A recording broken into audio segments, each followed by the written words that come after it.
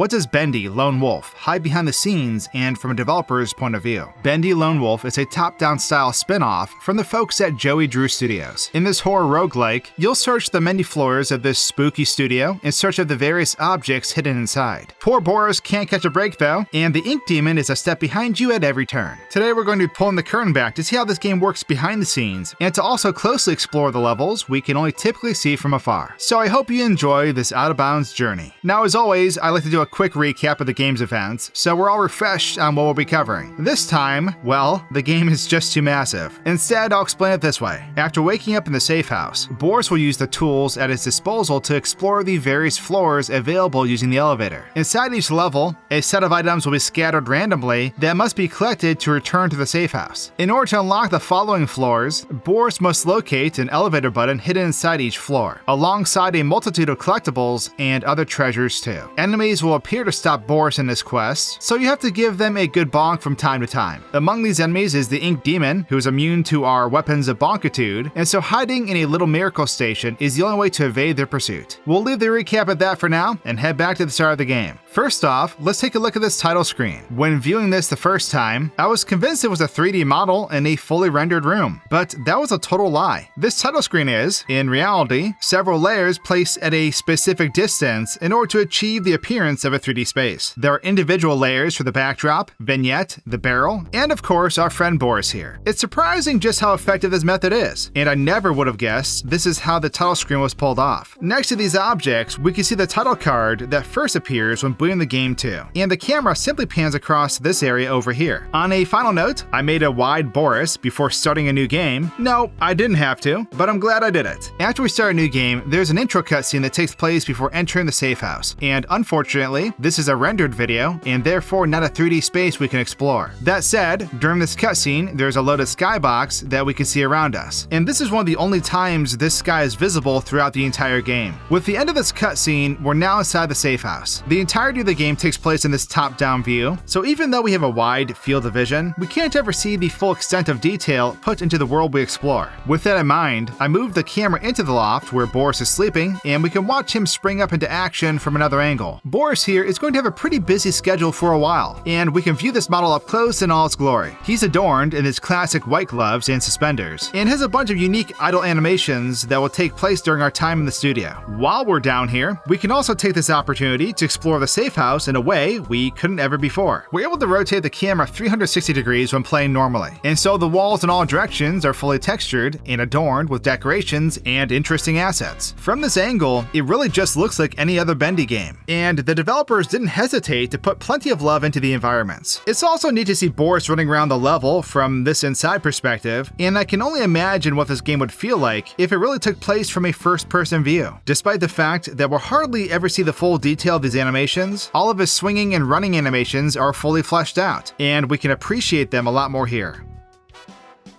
While there are a ton of areas we can explore now, there are some that we'll have to unlock before we can step inside, including this area beyond a shadowy barrier. This entire area is shrouded in black walls and shadows, and to my understanding, we will only access this part of the safe house at the very end of the game. Despite this, it's still loaded in and waiting for Boris to step inside. For now, we've got to step away from the safe house though, and to do that, we need an elevator. When using the lift, Boris instantly appears inside while we choose a floor to enter. Once you've made a choice, the elevator starts moving downward while Boris uses his hover boots inside. The elevator then stops, and the following level will load in as Boris arrives in the center. Now that we've loaded into the first of many floors, the studio, we can start exploring. First of all, the elevator used to get here leaves Boris behind as he steps off. Until we collect each object needed to continue, it will remain floating above the elevator shaft with these pulleys connected to nothing. Magic elevators are the least of our worries though. As for the map itself, you'll practically never get the same level twice. When you load into a floor, the level's construction will be randomly generated each time. So no matter how many times you go back to a floor, learning your way around the place is going to be a hurdle each time. Here, you can see an aerial view of the entire map with something interesting surrounding it. There's a blue grid surrounding the level, labeled in the game files as layout guides. Each of these squares will contain a piece of the level that has been constructed, with yellow lines indicating the location in which a door can be placed. We can even turn the map assets off to view this guide on its own. It's interesting to see how these randomly generated levels are constructed. did, and how each piece seamlessly fits into the final construction, building up from the 4-way connector piece in the middle. These aren't the only guides seen here either. Within each level segment, there are these arrows on the floor next to each doorway. Doing some further digging revealed that red arrows indicate an exit, while the green ones are entrances. It's hard to say exactly what these indicate, but my hunch is that each segment contains potential entrances and exits, and these arrows change color depending on whether or not they connect to a viable doorway. No matter which doorway you look at, these arrows are always present. Beyond the technical aspect, this level is actually really cool when viewed from inside, and it's got that classic Bendy charm we all know and love. In the studio, there are a few areas where you can step outside and onto these balconies. You can see what looks like sludge or ink at the very bottom, and from another perspective, you'll see that this is a textured flat plane resting beneath the rest of the level. It's not very large either, since our usual viewing angle is pretty limited by the post-processing effects applied to the camera. While inside this level, I encountered the first of many searchers. These enemies are menacing ink creatures that drag themselves across the ground. They're a lot creepier up close too, with their featureless faces giving me a brand new set of nightmares to think about. When Boris uses his trusty frying pan as a drying pan, the searcher will fall backwards with a huge splatter of ink spraying behind them. Their bodies remain in the level until Boris escapes too. There's another enemy here that will, unfortunately, never leave you the heck alone. The main antagonist, the Ink Demon, will constantly patrol each map you enter and try to put a damper on your epic quest for knickknacks. When the demon spots you or you enter their circle, they'll begin chasing Boris relentlessly, only stopping when he enters a little miracle station. Viewing this enemy up close is pretty freaky, and it's easy to forget just how scary the Ink Demon truly is. When jumping into one of these safety boxes, we can move the camera inside to find that Boris really is safe. So safe, in fact, that he doesn't exist in the same dimension as the Ink Demon. The box is completely empty, and Boris has been temporarily unloaded until we leave the box again. At this time, the Ink Demon will wander off and do Ink Demon things, basically exploring the level as the endless search continues. When Boris leaves the box, he just appears in front of the door with hardly any animation, and we can now resume our exploration. After collecting each item hidden inside the studio, I returned to the lift and escaped. When this takes place, Boris will jump inside the elevator and rise up above the rest of the level, stopping once out of sight as the game loads back into the safe house.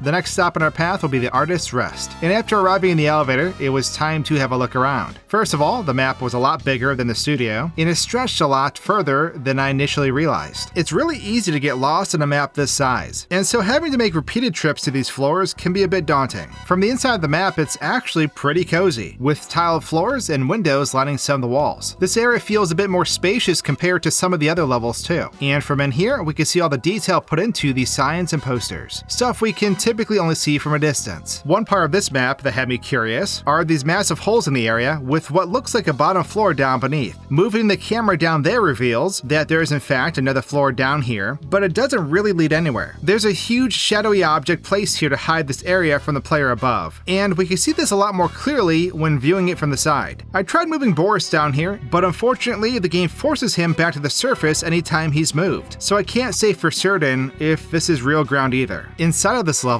I stumble across a floor trap that shoots spikes up after being activated. When moving the camera beneath the floor, you'll see that the shrapnel and other sharp objects are placed out of sight until the trap is activated. Afterwards, they'll thrust up into the air and then reset to their idle position out of bounds. Terrifying, but also cool. While we're here, I figured it was time to check out the Ink Demon's jump scare, and from inside the map, we can watch as he closes the gap and then catches Boris. When this happens, Boris unloads, and the Ink Demon resets to a regular idle animation before continuing on like nothing happened. Sadly, all the jump scares in this game are pre-rendered videos that play when caught by specific monsters, so we can't move the camera around for the duration. Another enemy I encountered while here is a lost one. Up close, we can see their terrifying appearance much more clearly, with a jet black, inky appearance and yellow glowing eyes. He swings his weapon at Boris to attack, unlike the others we've encountered, and when Boris gives him a proper whack, he'll fall backwards for an eternal slumber. Now continuing into the following floor, Abyss, we'll arrive in this maze of hallways with ink covering the majority of the ground. The level is modeled heavily after the Inky Abyss from previous installments in the Bendy series, and that becomes all the more clear as we explore it from this first-person perspective.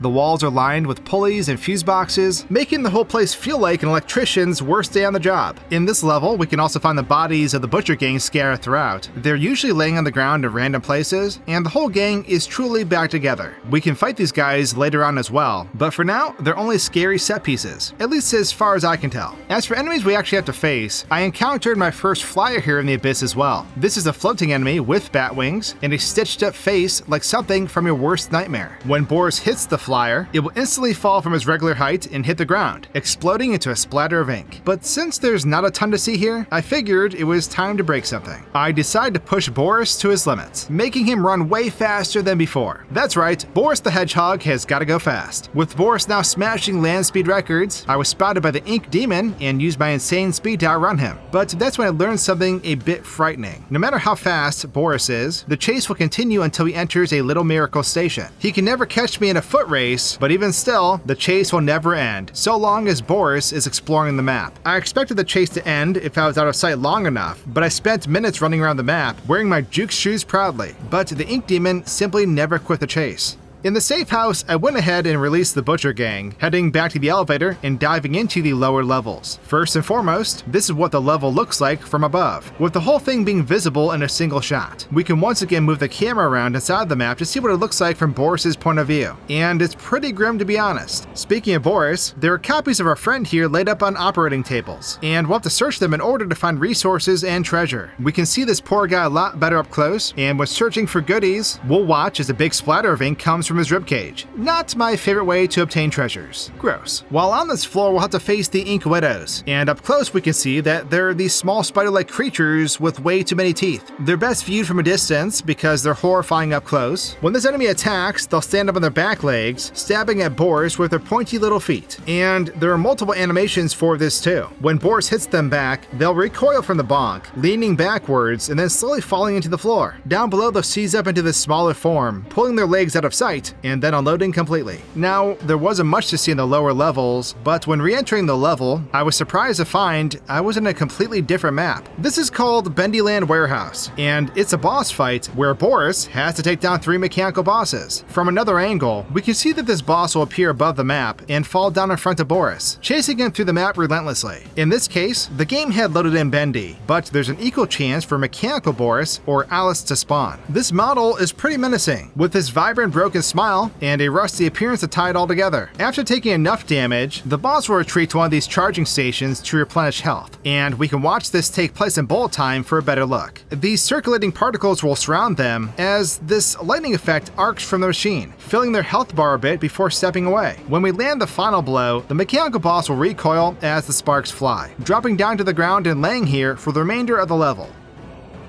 As for the level itself, there's not a ton to see, but there are these roller coasters that ride off screen in a loop. From out of bounds, we can see that the track actually stops at this little black barrier, but the cart itself will continue on in a circle despite breaking all laws of gravity. It'll take a lot more than a mechanical monstrosity to shut this place down. That's dedication. By this point, I obtained the key needed to enter the arcade in the safe house, and inside of it are a couple of things worth checking out. First, there's a claw machine here that we can play, and when this is done, we're actually loading a whole new map. This area contains only the claw machine and Butcher Bash game, and we'll re-enter the safe house when exiting. From inside the machine, you'll see that there are no real toys in here, and the machine was a scam all along. The bottom section is completely empty, and when the claw drops down inside to pick up a toy, it just passes through a two-faced plane and makes a toy appear from thin air. Our toy then vanishes, and when leaving the game, it will appear on this little display table. I didn't feel like getting them all manually, so I simply spawned in each toy so we could take a look at them. Hey, some people are just good at claw machines. Don't hate. Now, continuing into the next level, we'll arrive in the music department. This is what the generated level looks like from up above, but it's inside the map that truly interests me.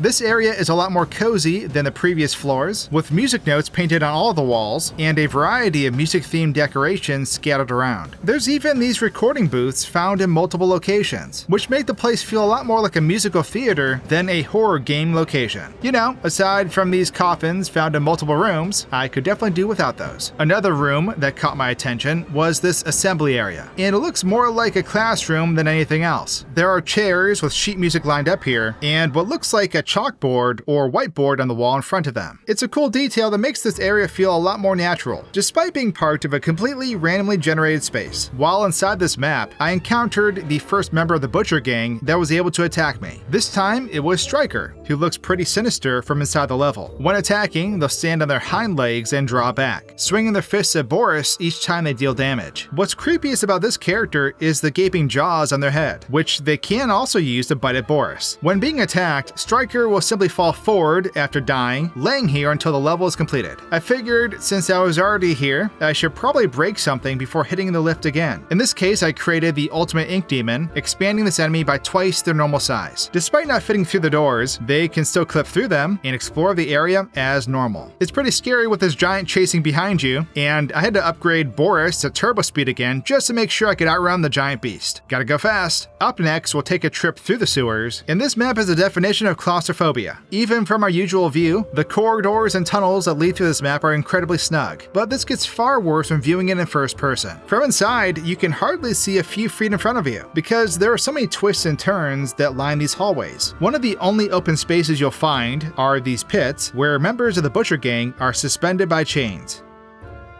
Similar to the balconies we saw earlier, these pits have ink or sewage beneath them in these open areas. This is a bit freakier than before though, since now there are also Butcher gang members sunken into the darkness below. They don't look super happy about this, and it's horrifying when seen from the walkways above. This level is unremarkable off camera, but I was able to unlock another level after this. In this boss area, you'll be pursued by the projectionist instead of the ink demon, through an alternative version of the abyss floor. This is what this enemy looks like up close, and they're a lot more menacing than you'd first expect. Their head is a projector, and they have these dark cables running down and connecting to their back, which is some pretty spooky stuff. In the center of the level, you'll see that the elevator has been replaced too. Instead of a small lift, it has now been replaced by this massive entrance that's covered in projectors and lumber. There's a shadow inside that hides most of the internals, and inside we can see that it doesn't lead anywhere at all. There is, however, a second section above the bottom, which is pretty interesting. Now, if you collect all the candles and a Sammy mask from previous levels, you'll be able to use this altar and enter an alternative version of the music department. When entering this level, you're no longer playing as Boris like before, but instead, you're now controlling Sammy himself. You can now travel between rooms using these holes in the walls, and while the camera turns dark typically, we can see that this teleportation is instant. After traveling though, you'll instantly appear at another opening in the wall. We can also take a closer look at this character since we're already here. Up close, you can see that Sammy is wearing these suspenders